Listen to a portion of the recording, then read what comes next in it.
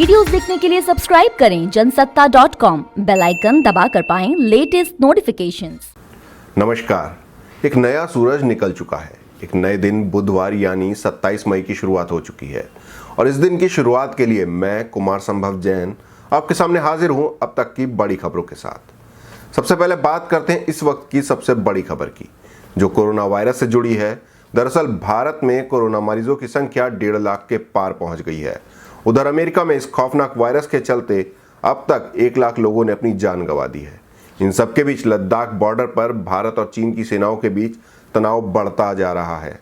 ऐसे में दोनों देशों ने कूटनीतिक स्तर पर अपने तंत्र एक्टिव कर दिए हैं, जिससे रिश्ते सामान्य करने की दिशा में सकारात्मक कदम उठाए जा सकें। आपको बता दें कि इस कूटनीतिक तंत्र की स्थापना साल 2012 में पूर्व प्रधानमंत्री मनमोहन सिंह के कार्यकाल में हुई थी। उस दौरान बीजिंग में तत्कालीन भारतीय राजदूत एस जयशंकर ने उस पर हस्ताक्षर किए थे। मौजूदा दौर में एस जयशंकर देश के विदेश मंत्री हैं। बता दें कि ये प्रयास मिलिट्री लेवल पर होने वाली बातचीत से हटकर होते हैं।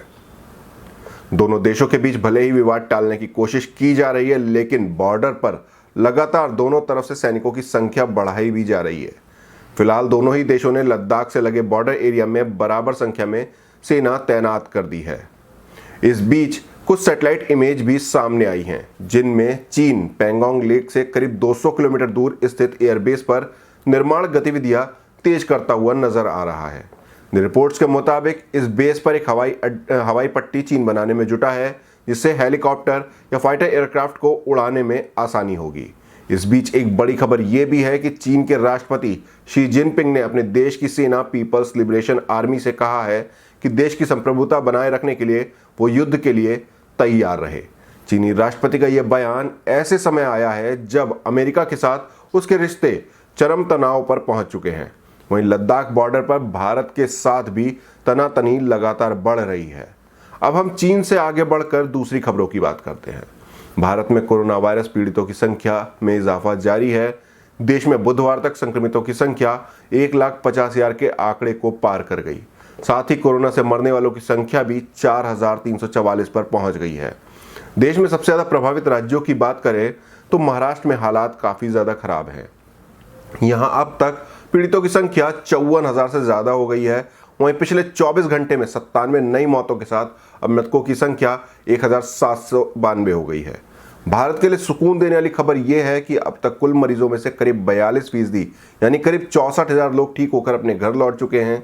पिछले 24 घंटे में ही 3,571 मरीज डिस्चार्ज किए गए हैं।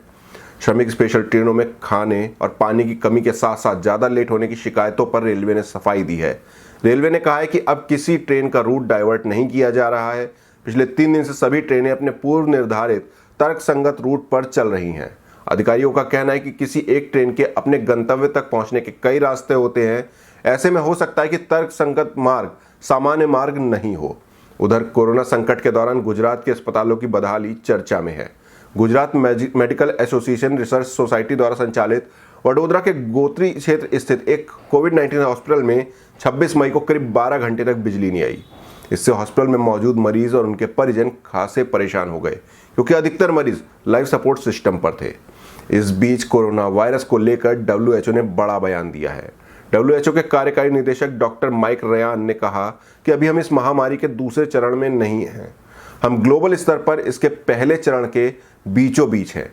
रयान ने संक्रमण के मामले बढ़ने वाले क्षेत्रों, दक्षिण अमेरिका, दक्षिण एशिया और अन्य इलाकों की ओर इशारा करते हुए कहा कि हम अब भी एक ऐसे चरण में हैं जहां ये रोग वास्तव में बढ़ता ही जा रहा है।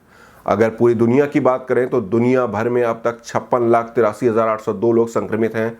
24,30,527 लोग ठीक हुए हैं। वहीं मौतों का आंकड़ा 3,52,200 हो गया है। उधर अमेरिका में मौतों का आंकड़ा 1 लाख से ज्यादा हो गया है। ये दुनिया के किसी भी देश में सबसे ज्यादा मौतें हैं। अमेरिका में कुल 17,25,275 लोग संक्रमित हैं, जबकि 1,05,72 लोगों की जान जा चुकी है। वहीं जर्मनी में महामारी रोकने के लिए सोशल डिस्टेंसिंग का नियम 29 जून तक बढ़ा दिया गया है। यहाँ सार्वजनिक जगहों पर 10 लोग तक ही जमा हो सकते हैं। जर्मनी में 1,81,000 संक्रमित हैं। यहाँ 8,498 लोगों की जान जा चुकी है।